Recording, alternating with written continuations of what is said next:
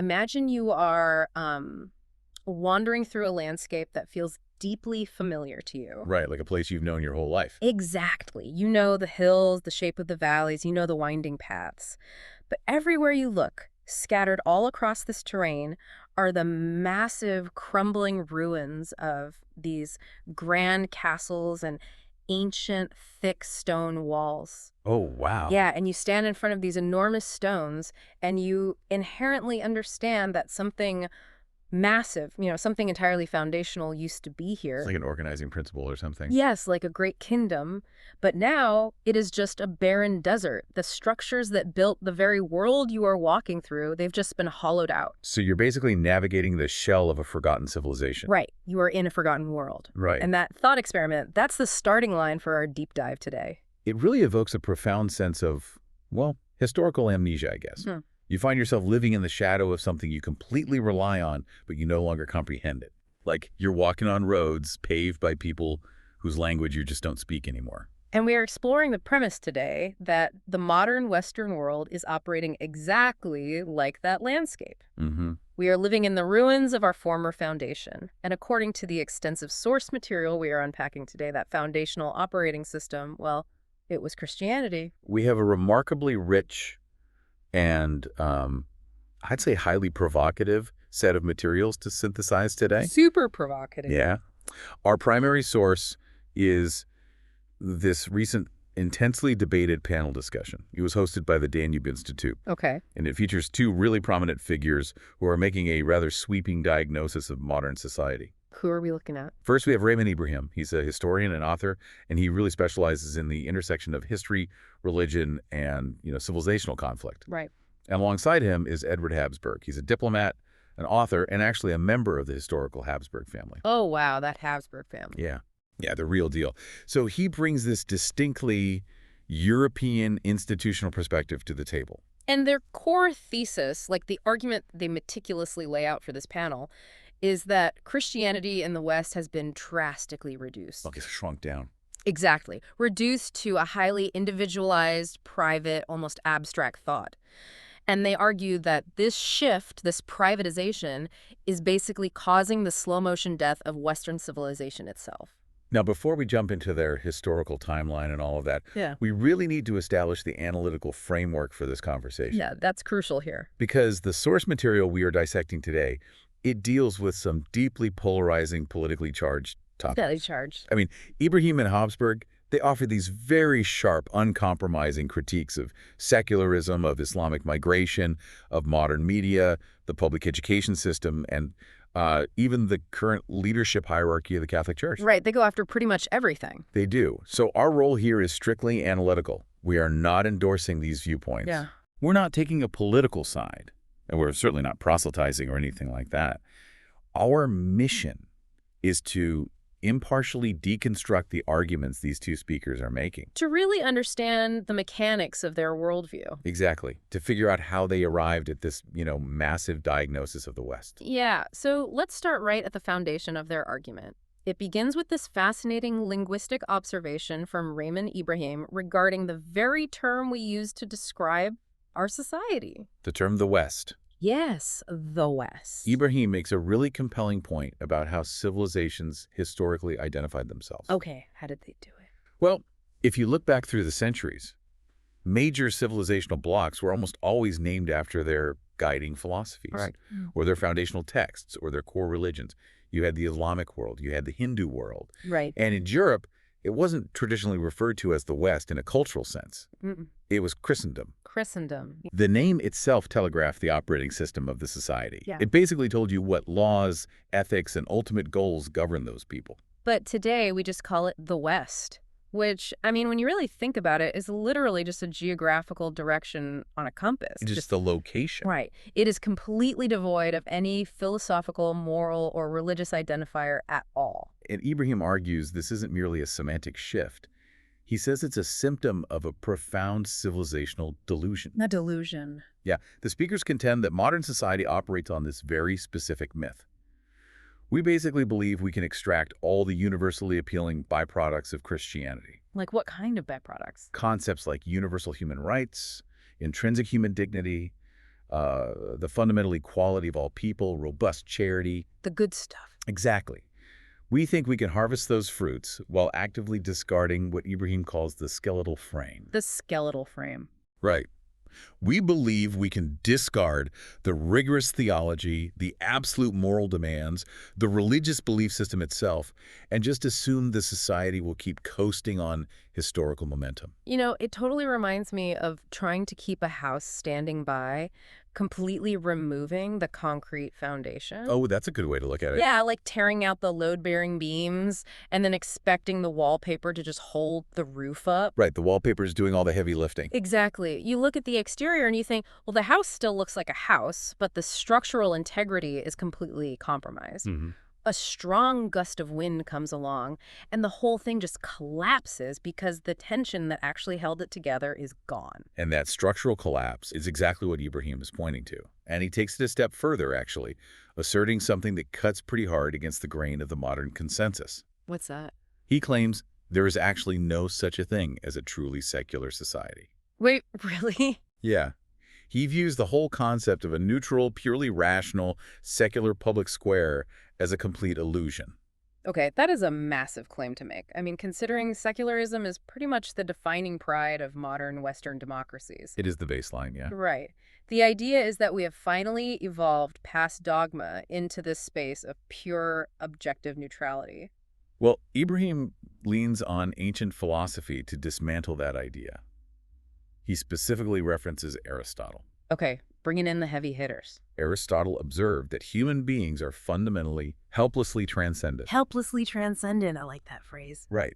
We are basically wired to worship. It is a psychological and anthropological baseline for humans. So even if we don't think we are. Exactly. You don't have to call it a religion, but human beings will inevitably orient their entire lives around a highest good. Okay, I see where he's going. So if a society turns its back on the God of historical Christianity, they do not just default to a perfectly balanced, neutral blank slate. No. No, they simply swap out the deity. They basically construct new temples just without the steeples. Exactly. The new gods are worldly concepts. The highest good might become, the accumulation of wealth. Sure. Or it might be the pursuit of social status, or maybe adherence to a fiercely held political ideology. Or it might just be hyper-individualistic pleasure. Just doing whatever feels good. Yeah, right. And Abraham reflects on the first of the 10 Commandments, the directive to love God with all your mind, heart, and strength. He mentions that he used to view that merely as a rigid religious rule, right? Just a thing you have to do. Yeah. But he came to realize it's actually a profound psychological diagnosis. How so? Because whatever you love the most, whatever occupies your ultimate time, your anxiety, your attention, that thing becomes your master. It completely dominates your decision-making. You know, if you really look at your own life, whatever you are most terrified of losing is probably what you are actually worshiping. Oh, absolutely. Right. Like if it's your reputation or your bank account or even your political tribe's victory in the next election, that is your functional religion. Yeah, it's what you build your life around. Ibrahim is essentially arguing that because we are behaviorally wired for worship, aiming that hardware at finite material things is what actually creates that barren desert landscape we talked about at the beginning. When a whole civilization worships the material, it loses those deep waters of transcendent meaning that actually bind people together during a real crisis. And that leads directly into their historical timeline.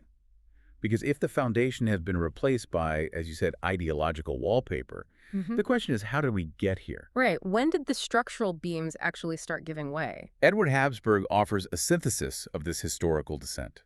He acknowledges the eras that historians usually cite when discussing secularization. Right. Like the big historical shift. Yeah, the Renaissance shifting focus back to man, the Enlightenment prioritizing human reason over revelation, the French Revolution aggressively dismantling church authority. Right. All the standard textbook answers. Right. Those were the tremors. But the fatal blow, like the absolute structural fracture, according to both speakers, is surprisingly recent. How recent? They pinpoint the 1960s. The 1960s. I mean, culturally, we think of the Beatles, the counterculture, Woodstock, civil rights, the sexual revolution. Yeah, it was a busy decade. But Ibrahim and Habsburg are diagnosing this decade from a deeply institutional and theological perspective. Yeah, Habsburg looks specifically at the institutional church during this era. And he has a particular focus on his own Catholic background and the events surrounding the Second Vatican Council, or Vatican II. Okay, Vatican II. He argues that for nearly 2 millennia prior to the 1960s, the Church's mission was remarkably clear and uncompromising. What was it? The traditional catechesis taught that a Christian's primary duty in this life was to battle the world, the devil, and the flesh. Wow, so there was an inherent built-in friction there. Absolutely. To be a Christian meant you were supposed to be a walking contradiction to the surrounding culture. You're basically the counter-narrative. Right. The expectation was hostility. You expected the world to push back. Right. But Habsburg argues that in the 1960s, the institutional church looked at the rapidly changing modern world they take. The post-war economic boom, the rise of mass media, the shifting social mores. Everything was changing so fast. And they panicked. They panicked. Yeah. Instead of standing as a contradiction to the world, the church decided it needed to embrace modernity. It wanted to be a partner. Okay. So according to Habsburg, the messaging drastically softened. How so? The concept of the devil was quietly shuffled to the basement. The reality of sinfulness was downplayed in favor of therapeutic affirmation. Oh, I see. And the church effectively tried to become cool. They wanted a seat at the table of the modern secular establishment to prove they weren't outdated or prudish. And this brings us to a massive theological critique from Raymond Ibrahim, which really forms the crux of this deep dive. It's the core of his whole argument. He argues that this desperation to fit in ushered in the complete atomization of the faith. Christianity was shrunk down from a massive civilization-building communal reality into a purely private, abstract thought inside an individual's head. Right. He characterizes this modern reduction as basically, John 3.1 sin, me and Jesus are good, I'm saved. And Ibrahim suggests that historically, this hyper-individualized view is a complete anomaly. It wasn't always like this. Not at all. Prior to the modern era, religion wasn't just a mental assent to a specific Bible verse to secure a ticket to the afterlife, which would then allow you to live a functionally secular lifestyle every other day of the week. Right. It was everything. Yeah. By reducing Christianity to just the internal feeling of I'm saved, the religion became completely superfluous to the actual running of society. It was safely locked away in the private sphere. I can hear people pushing back on this immediately, though. Oh, for sure. Because modern church culture, particularly in the West, is entirely built around the concept of a personal relationship with the divine. That's the whole focus. Right. Isn't that the core message preached every Sunday? How is a personal relationship a bad thing? Well, Ibrahim isn't arguing that the personal element is bad in itself. He is arguing that making it the only element completely severs the individual from their communal obligations and the civilizational framework. I see. The faith becomes so private that it basically has no public utility anymore. Think about it like a massive software update for your computer. Okay, I like this. The speakers are arguing that this privatization of faith in the 1960s was like downloading an update that accidentally uninstalls your network drivers. Yeah. Your personal computer, your individual soul, in this context, is still plugged into the power source. You have power. You're saved. Right, you're on. But because your network drivers are gone, you are completely disconnected from the local area network. You can't communicate with the other computers. You can't share resources. You can't build a digital infrastructure together. That's a great analogy. You are totally isolated in your own personal salvation, but you have forfeited the ability to build or defend a civilization. That captures the dynamic perfectly. The local area network, the shared tradition, the communal sacrifices, the public morality, it's completely severed. And what happens to the institutional leaders when they lose that robust network? What does happen? They become completely paralyzed by the secular world they tried to partner with. Habsburg actually shares a very revealing insider anecdote to illustrate this paralysis. Oh, what is it? So for 5 years, he worked as a spokesman for a Catholic bishop in Austria. Okay. So he was deep inside the machinery of the hierarchy. And his observation is that the overriding dominant motivation among modern church representatives in the West today is fear. Fear of what? Specifically, he notes their absolute terror of causing a media shitstorm. Wait, he actually uses that exact phrase to describe the mindset of bishops. He does. He portrays an institution that is entirely reactive. In the minds of these leaders, the worst possible outcome is a negative news cycle or secular criticism. So they just avoid it at all costs. Yes. The result is massive preemptive auto-censorship. They know that articulating the historical, often demanding and controversial truths of their faith will upset the secular consensus. Right. So rather than face the friction, they simply stay quiet. They censor their own doctrines to appease the state and the media establishment. Ibrahim has a pretty brutal term for this. He calls it doormat Christianity. Doormat Christianity, it's a very vivid description. Yeah. The modern ethos of doormat Christianity is basically the idea that being a virtuous believer simply means laying down, never making judgments, never confronting the culture. Just letting the secular world walk all over you without a single complaint. Right. The modern institution basically pats itself on the back for being so accommodating, but they're mistaking passivity for grace. But the psychological irony here is fascinating. How so? By trying to be nice and non-confrontational and so accommodating to the secular world, they actually repel the exact people they are trying to attract. Oh, that makes total sense. Right. If someone is genuinely seeking spiritual truth, if they are actively looking for an antidote to the chaos of modern life, they don't want a doormat. No, they want something solid. They want an anchor. They want a philosophy that has the confidence to actually make demands of them. If a religion is just secular humanism wearing a theological robe, why would anyone... This is where the discussion pivots into real-world, highly controversial consequences. The speakers argue that this institutional committee has massive geopolitical implications. Okay, geopolitical. Yeah. What happens when a weakened, identityless culture comes face-to-face with a culture that possesses a fiercely confident, uncompromising identity? Okay, so we are stepping into the clash of identities here.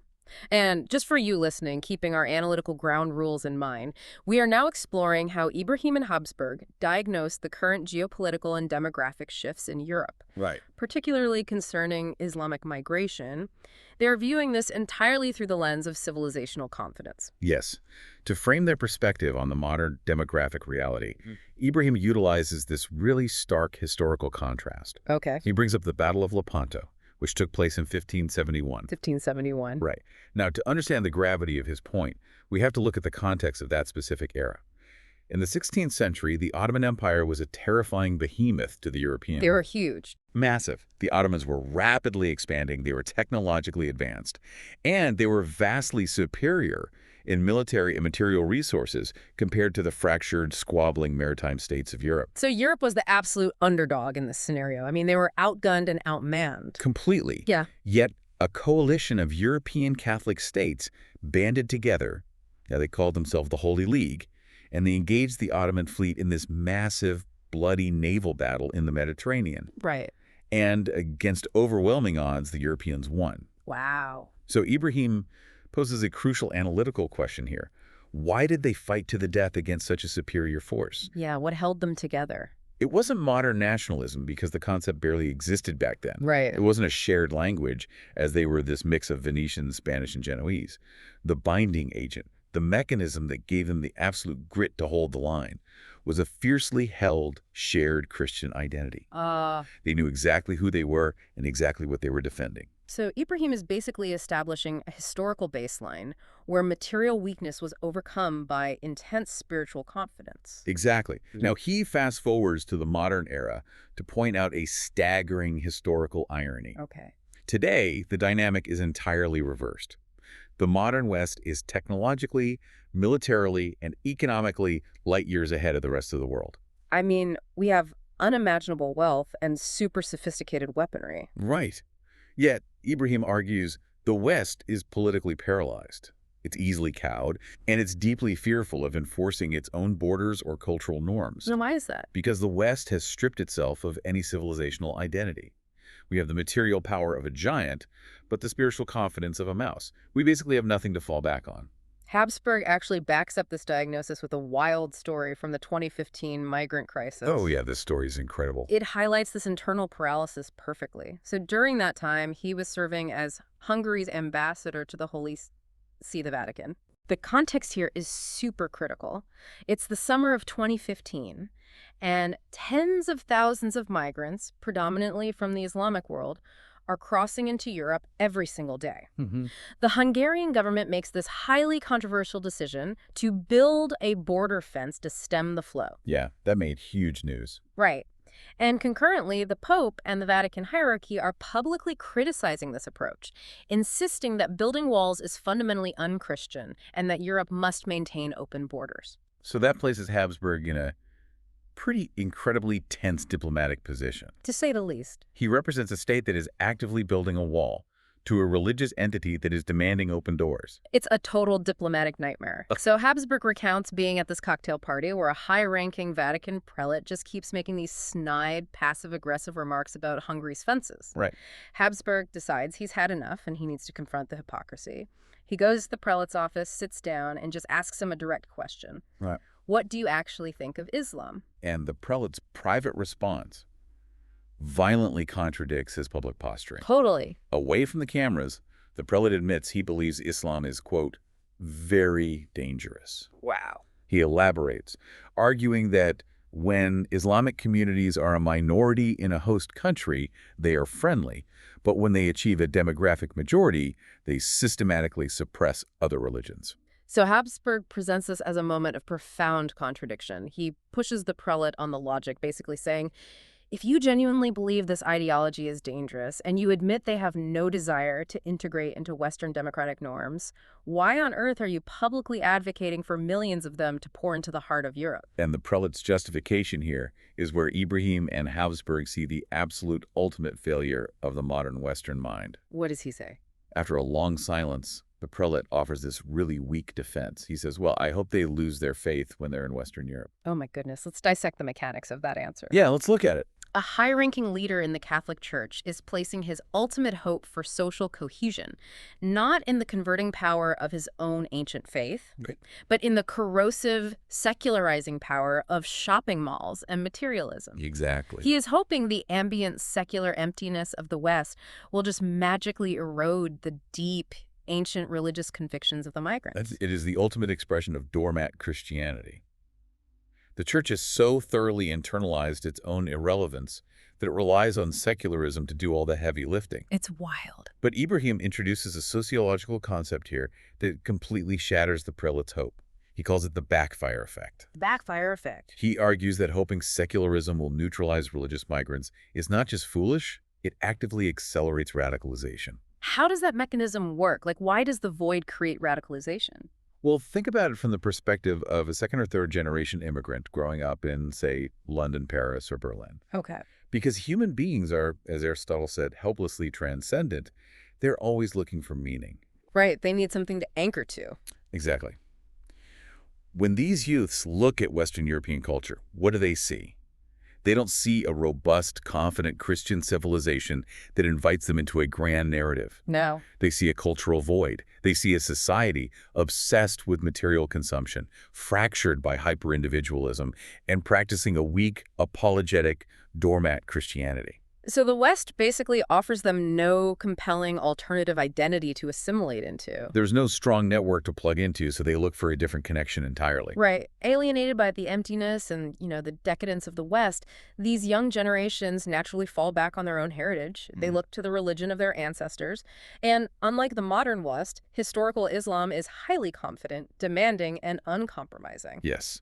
It offers strict rules, a strong communal identity, and a transcendent purpose. And this is why you consistently see data showing that second and third generation individuals in Europe are often far more religiously conservative and radicalized than their grandparents who actually made the initial migration. Exactly.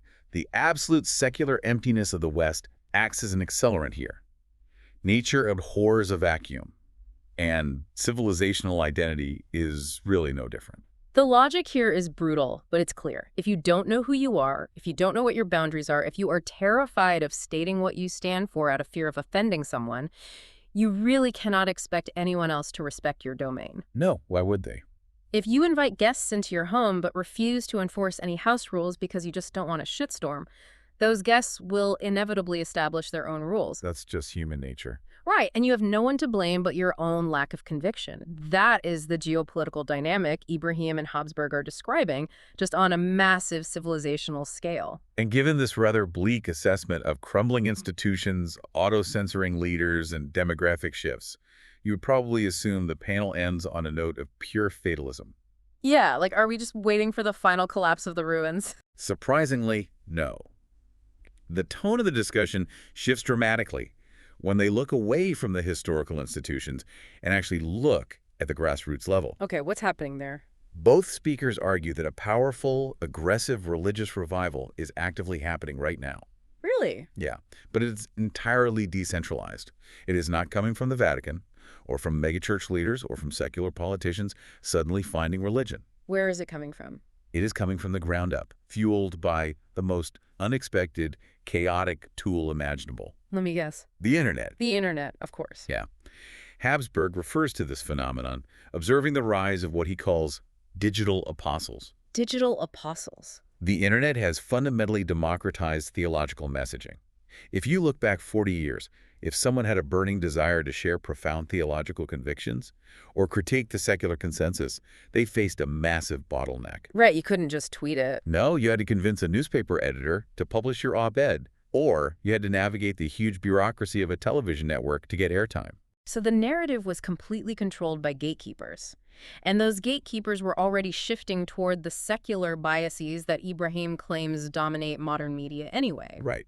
But today, the gatekeepers have been completely bypassed. Habsburg notes that every dad with a webcam can act as an independent theologian now. Haha, true.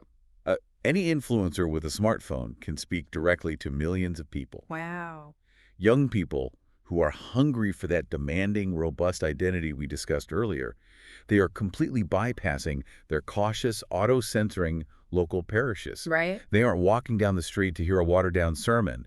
They are logging onto YouTube, X, or TikTok, and they are discovering unfiltered, historically rigorous, intellectually demanding theology from these independent creators. Let's test the logic of this digital revival for a second, though. Okay, sure. Because relying on algorithms to rebuild a civilization seems highly precarious. It does sound risky. If people are just finding their religion on TikTok between cooking tutorials and dance trends, doesn't that risk turning an ancient, profound faith into just another fleeting internet aesthetic? Like a trend. Right. It becomes an echo chamber.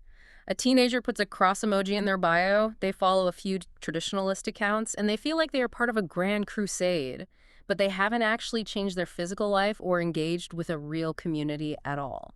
That is the inherent danger of the digital medium, for sure. It's the risk of LRRPing live-action role-playing one's faith online. Exactly. However, Habsburg specifically argues that the internet is merely the catalyst here, not the destination. Okay, so they don't stay online. Right. The digital space is where they discover the intellectual depth, the historical apologetics, and the glory of the faith that their local institutions kind of hid from them. But because human nature demands physical reality, these young people don't stay online. They transition from the digital space into concrete physical communities. The data on which physical communities they are seeking out is actually a crucial piece of this puzzle. It really is. Because they are not flocking to the progressive, accommodating churches that tried to partner with the secular world in the 1960s. No, the demographic trends across denominations reveal a really stark reality. What are the trends? Well, mainline Protestantism, which encompasses the historical denominations that most eagerly embraced secular morality and theological liberalism in an attempt to stay relevant. Right, the ones that try to adapt. They are shrinking rapidly. They are hemorrhaging members. Wow. The Protestant branch that is holding its ground is evangelicalism, largely due to its high birth rates and strong community networks. Okay. But the truly explosive, fiery revival is happening among young people flocking toward Catholicism and Eastern Orthodoxy. Just to provide some quick context for you listening, Eastern Orthodoxy separated from Catholicism in the 11th century, and it is known for its highly mystical, ancient, and unchanging liturgical traditions. Yeah, it's very traditional. It is deeply rigorous. And the Catholicism these young people are seeking isn't the guitar mass modern version from the 70s. Definitely not. It is the hardcore traditional stuff. Exactly. The panel points to the resurgence of the traditional Latin Mass as a prime indicator of this hunger. The Latin Mass. Right. For decades, the Catholic hierarchy has actively tried to modernize the liturgy. They translated it into local languages, turned the priest around to face the people, and tried to make it more casual and accessible. Because they assumed that's what modern people wanted. Yes. But what do the youth actually want? The exact opposite. They want the tradition. They are drawn to the ancient, the mysterious, the transcendent, and the difficult.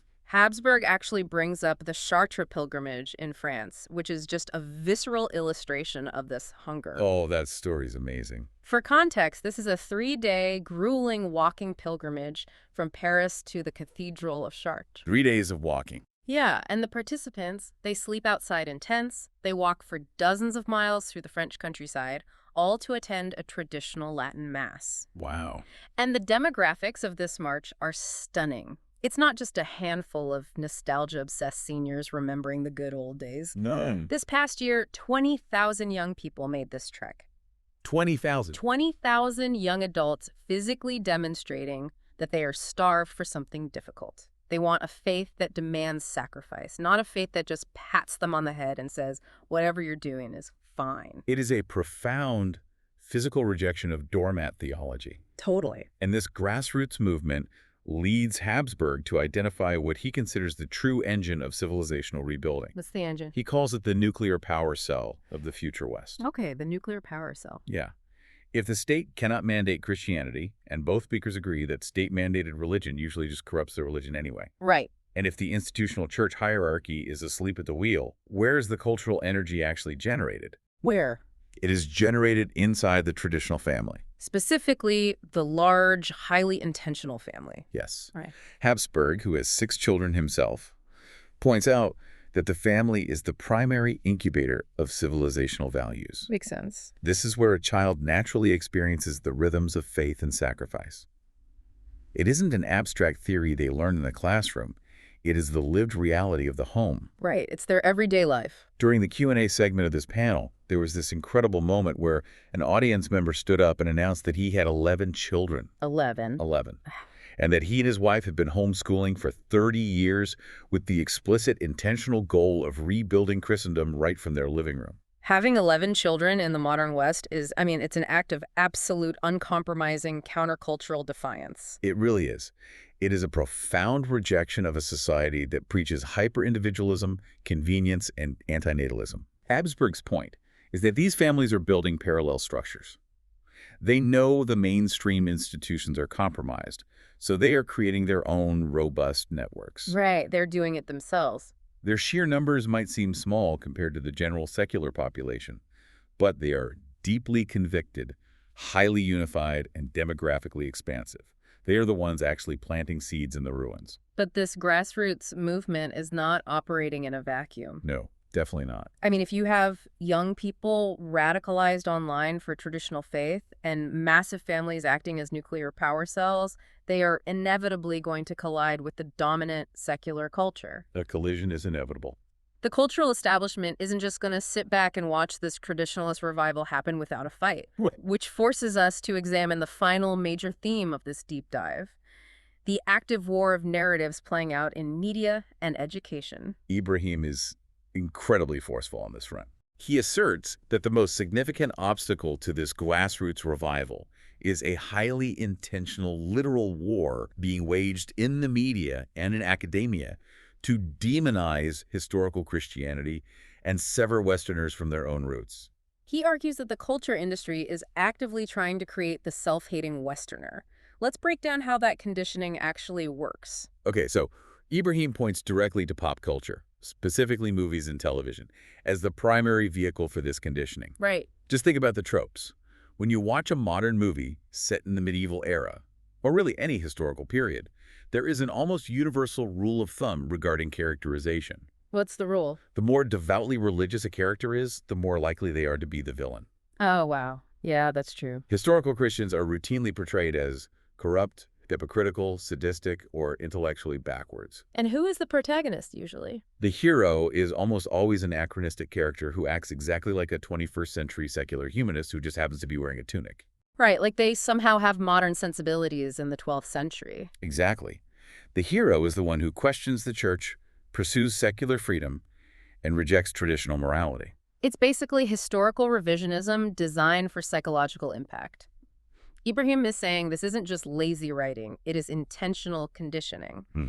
If you bombard a population from childhood with the message that their civilizational ancestors were evil, bigoted, and backwards, you will successfully sever them from their own heritage. You make them hate their own past. Exactly. You create a generation that is eager to renounce their past. They become self-hating. Right. And a self-hating population is infinitely malleable. They will applaud the destruction of their own cultural foundation because they've been convinced that the foundation was rotten to begin with. It is a highly effective strategy for dismantling a culture, that's for sure. But Habsburg chimes in here with some fascinating insider knowledge that suggests this narrative monopoly might actually be cracking. Oh, really? How does he know? Well, before his diplomatic career, Habsburg worked as a scriptwriter in Hollywood and Europe for 10 years. Okay, so he's been on the inside. He knows the industry well. He shared a story from a director friend who was in pitch meetings where producers would actively mandate that a script include a scene specifically designed to ridicule the Catholic Church, just as a prerequisite for getting the funding. Wait, really? It was essentially a mandatory toll you had to pay to the secular establishment to get your movie made. Exactly. That's wild. But Habsburg claims that this era of forced deconstruction is actually ending. He states quite plainly, woke is dying in Hollywood. Bold statement. He acknowledges we're still seeing the tail end of ideological products that were greenlit 3 or 4 years ago, but he insists the internal tide has fundamentally turned. Okay. He actually spoke with an actor involved in Mel Gibson's upcoming Resurrection movie who confirmed this shift in industry appetite. The audience is exhausted by the constant deconstruction of their heritage. They want something else. Right. They are hungry for sincere, unironic, inspiring stories of faith and sacrifice. He offers a very specific, powerful example to prove this market demand exists. Yes. The French film. Right, a recent French film about the Vendée. For you listening who might not be familiar with French history, the Vendée was a region in western France that staged a massive, popular Catholic uprising against the French Revolution in 1793. It was a huge conflict. Yeah. The secular revolutionaries in Paris, who had just executed the king and were busy dismantling the church, they responded with horrific barbaric slaughter to crush these religious peasants. The revolutionaries utilized mass drownings and scorched earth tactics. It is actually often cited by historians as the first modern genocide committed in the name of liberty and reason against traditional believers who simply wanted to keep their local priests. It's incredibly dark. And Habsburg notes that a relatively low-budget French film was recently made about this very topic, depicting ordinary people choosing to fight and die for their faith against a secular totalitarian state. He helped present this film in Washington, D.C., and he noted that the American audiences were absolutely captivated by it. It resonated on a deep, visceral level. Why do you think that is? Because modern doormat Christianity asks very little of you. But when people see a story of ultimate sacrifice, of ordinary people standing up to a hostile, overwhelming culture, it ignites something in them. It provides a heroic blueprint. That heroic narrative is crucial for rebuilding.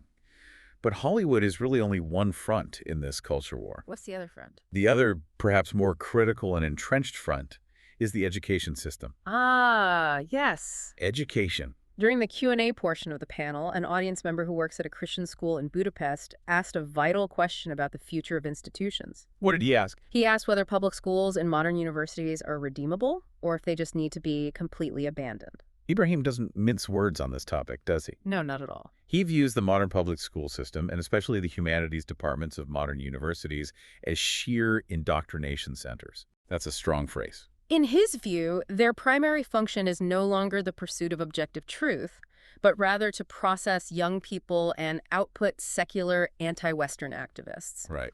He goes so far as to suggest it might be better for a young man to learn a trade than to take on massive debt to spend 4 years at a prestigious university only to come back totally indoctrinated against his own civilization. And this ties directly back into Habsburg's concept of the family as the nuclear power cell. Because the prescribed solution they offer isn't to launch a political crusade to reform the monolithic public education system. No, they don't think that'll work. The solution is separation. It is building parallel institutions from the ground up. This is why we see a massive statistically significant rise in homeschooling across the West. Habsburg himself homeschooled 4 of his children, joking that the necessity of teaching them forced him to actually learn his own faith properly.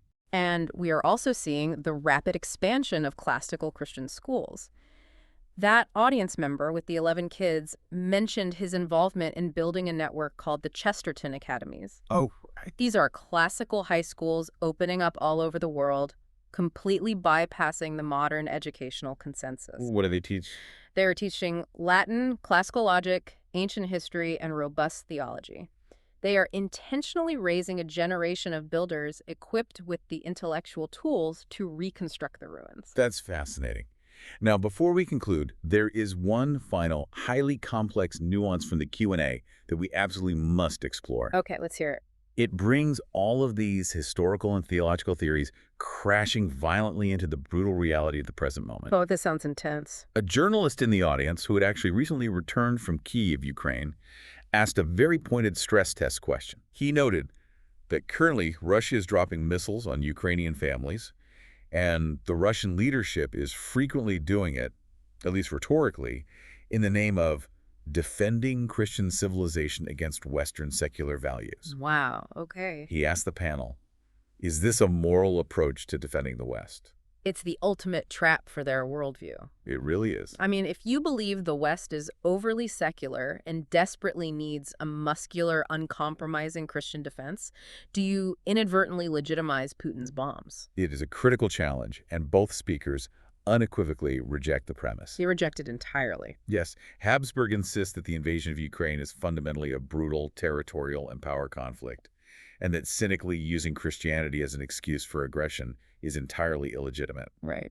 He points out that true Christian theology, particularly traditional Catholic social teaching, prioritizes peace, negotiation, and the protection of the innocent, not wars of imperial conquest. But Ibrahim adds a very important, historically nuanced caveat here. What's the caveat? He argues that while using faith to justify bombing a civilian home is abhorrent, we cannot throw the baby out with the bathwater regarding self-defense. Right. Self-defense is different. He defends the historical concept of just war theory. There is a time and a place, historically, where Christians engaged in legitimate, necessary warfare to defend their civilization again. He points back to the defensive necessity of Lepanto. But this sparks a profoundly modern, terrifying dilemma. Mm-hmm. Habsburg notes that traditional just war theory, which was developed by thinkers like Augustine and Thomas Aquinas, requiring criteria like a just cause, legitimate authority, and proportionality. Mm-hmm. That theory was designed for a world where armies met on a physical battlefield with swords, shields, and muskets. Right, hand-to-hand combat. The combat was localized, it was human-scaled, and largely limited to combatants. The question today is, can just war theory even exist in an era of thousands of autonomous drone swarms, cyber warfare that targets civilian infrastructure, and intercontinental nuclear weapons? The devastating reality is that the technology of modern warfare may have rendered those ancient moral frameworks completely obsolete. You cannot have a proportional nuclear strike. No, you can't. It is an unresolved, terrifying question that hangs heavily over the entire discussion of civilizational survival. If you are forced to defend the ruins, do the weapons you use destroy whatever soul the civilization had left? We have covered an immense, challenging landscape today. We started by looking at the ruins of our foundational operating system. We really covered a lot of ground. We explored Ibrahim and Habsburg's argument that the West is essentially coasting on the fumes of its Christian past, having discarded the structural beams. Right. We analyzed how the 1960s sparked a privatization of faith, uninstalled our network drivers, and reduced religion to an isolated "I'm saved," while completely abandoning the public square. And we examined how that retreat created an institutional timidity, a doormat Christianity terrified of media backlash. We then traced how that internal vacuum has massive real-world geopolitical consequences, leaving the West paralyzed and identityless in the face of confident, expanding cultures, perfectly illustrated by the backfire effect. But we also looked at the resistance taking shape in the ruins. We saw how a surprising, decentralized alliance of internet-fueled traditionalists, young people demanding ancient liturgies, and massive homeschooling families are acting as the nuclear power cells. They are attempting to rebuild the foundation from the ground up, fighting back against the self-hating narratives of Hollywood and academia by building parallel institutions. And why is it crucial to understand these arguments, regardless of your personal religious convictions? It matters because the health, the cohesion, and the very survival of the society you live in are inextricably tied to its foundational operating system. You cannot remove the foundation of a building and expect the upper floors to remain stable indefinitely. When the civilizational system crashes, whether through demographic shifts, institutional cowardice, or a loss of shared meaning, everyone, secular and religious alike, feels the devastating fallout of those ruins collapsing. Right. And that leaves us with a final, lingering thought for you to carry forward. Throughout this entire deep dive, we've talked about reviving what was lost, rebuilding the ruins, rediscovering the ancient paths. Mm-hmm. But consider this. If a civilization completely forgets its foundational stories, if multiple generations are actively conditioned to despise or simply ignore the bedrock of their own culture, can those stories ever truly be revived? It's a tough question. Or is civilizational identity like a forgotten, dead language? Yeah. Once the last native speaker is gone, once the last connection to the original meaning is completely severed, does the culture have to invent a completely new language from scratch in order to survive the desert? Something to think about. Thank you for taking this deep dive with us today. Keep questioning, keep exploring, and we will see you next time.